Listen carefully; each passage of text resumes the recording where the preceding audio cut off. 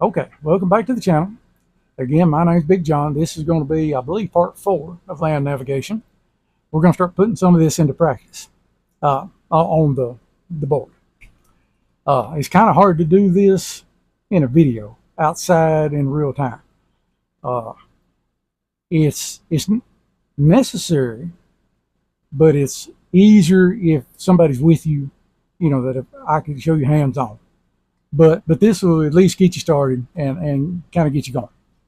So we're going to use the same example as we did before, except we're going to pretend that you have a sun tow or a silver compass. You've got your magnetic declination set. Okay, next thing you're going to need is a pace count.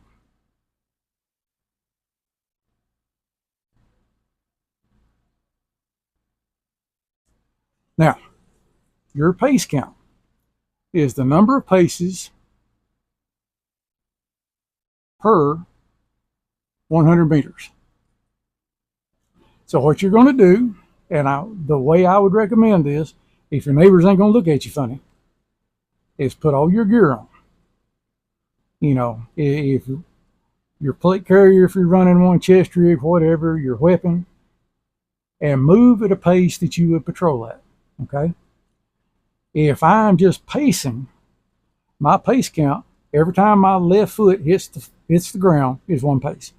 So you're going to start left foot 1, right foot, left foot 2, right foot, left foot 3, and so on. My pace count is 55. If I got my gear on and I'm doing more of a tactical patrol, I'm not taking as long as steps as I would normally. So my pace count turns to 63. So I've got 63 paces per 100 meters. Okay, we're going to need to know that, especially if you're doing dead reckoning and cross canyon. Now, again, the way you do this is lay 100 meters course out, measure it, and count the number of paces. And I would recommend doing it 10 times. So let's say I did it 10 times and my total pace count was 630, divide by 10, then my pace count per 100 meters is 63. That gives you a good approximation. We're going to discuss some things again in a minute that we've gone over before, but I want to reiterate. So I need my pace count and I need my scale. And no pun intended, this is not going to be the scale.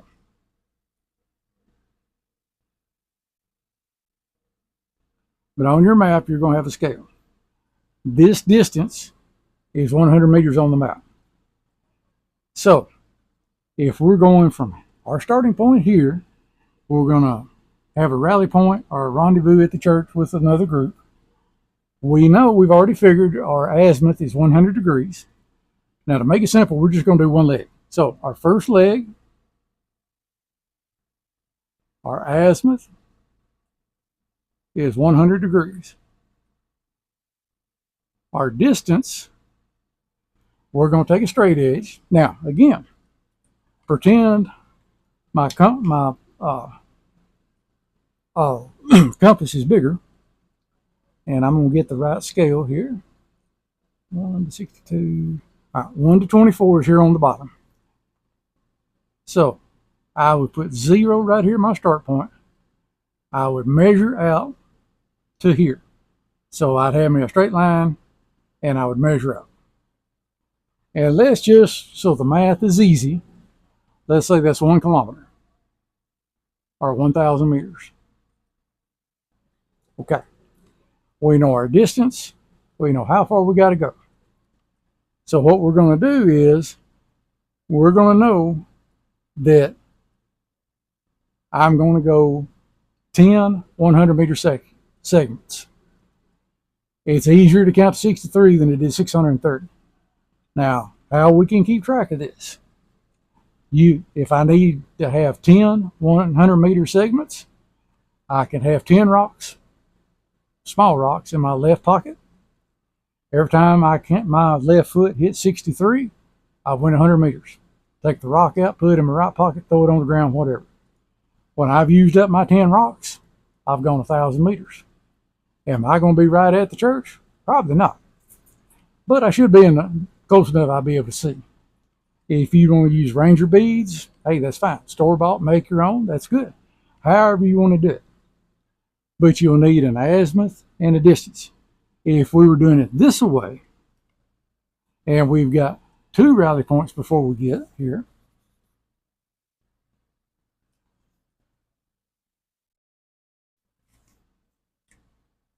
okay, let's say our first, all right, remember straight out east is 90 degrees. Let's say this is 50 degrees. And we're using a sun turtle. So I don't have to worry about my declination. I've already got that set. Now, if from here to here was 1,000, let's just say it's 800.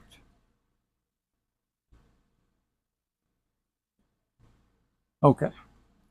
Then our second leg is basically due east. And we would do this either with a protractor or a compass to be accurate. But it's 90 degrees. Okay. And it's a good bit shorter. So let's say it's 300 meters.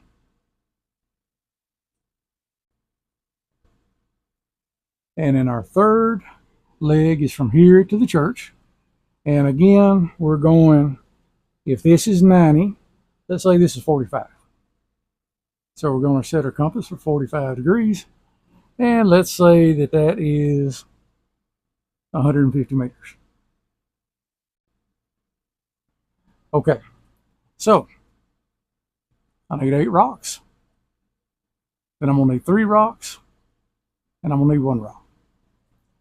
So we're going to set our azimuth on our compass to 50 degrees. And you could write this down on a card or something. We're going to go 800 meters. So every time our left foot hits the ground, 63 times is 100 meters, we're going to lose a rock. When we get 800 meters, we should be at the top, just off the top of this terrain feature. We should have crossed a branch. It may be dry. We should be looking at a creek that should be running, or a river. And I'm going to show you how to do a resection in just a second. This is going to verify that we are where we think we are. We're going to set the azimuth on our compass again. We're going to set it to 90 degrees. We're going 300 meters. Every 63 paces, we're losing a rock. We get 3 paces, we have gotten to here. 3 rocks, we've gotten to here. Set our compass 45 degrees, and we're going to go 150 meters. So 1 rock will get us, say, right here. And Lord help us, in 50 meters, we should be able to see the church. Okay. That's all there is to it. Now, how do we know we're in the right place? We're sitting on this terrain feature right here. Now, we haven't discussed UTM yet. That's going to be our next video. But I can take a magnetic azimuth, or in our case, an azimuth, from where I'm standing to this bridge. And let's say that that is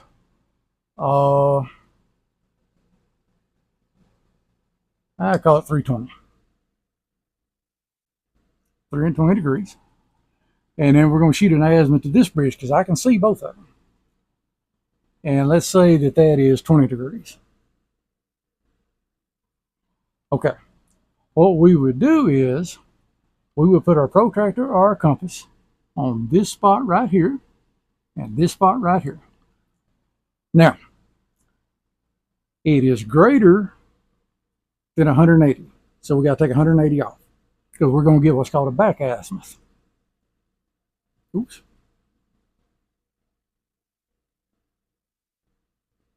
So that's 0, 4, and that's 1. This is less than 180, so we're going to add 180 to get our back azimuth. So that's happens to be 200. So we put our protractor or our compass right here. We're going to draw a straight line on an azimuth of 140 degrees. So remember, 0, 90, 180. So 140 would be something like this. So we would draw a straight line like so. Okay? Now, We're going to put our compass or our protractor right here. 200 degrees. This is 180. So 200 is going to be on this side. And where the lines intersect, that's where you're standing. So if I'm here, then I know I'm pretty close.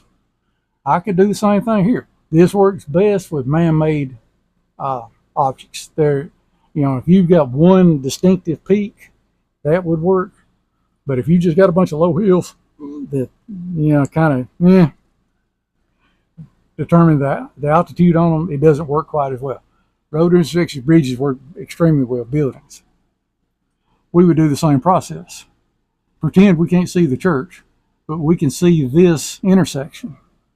Well, we would take an azimuth and an azimuth from where we were standing, convert them to back azimuths, put our protractor or our compass, draw us a line where the intersect is where we're standing. And that gives us verification and confirmation of where we are. And that pretty much is it. Believe it or not, it's kind of that simple. You have to practice. So this is where we're going to stop right here. We're going to cover one more thing under land navigation, and that is going to be using coordinates. And so I'm going to wipe this down and draw UTM coordinates on here and show you how to do that. So comments, questions, criticisms, witticisms, put them in the comment box. If I can help you, let me know. Again, I'm going to start saying this, and I'm embarrassed too, but subscribe and all that good stuff everybody talks about if you think this is worthwhile, so that maybe other people can see it and help them as well. So I appreciate your time and that you're giving me. I don't take it lightly, and I'll see you on the next video.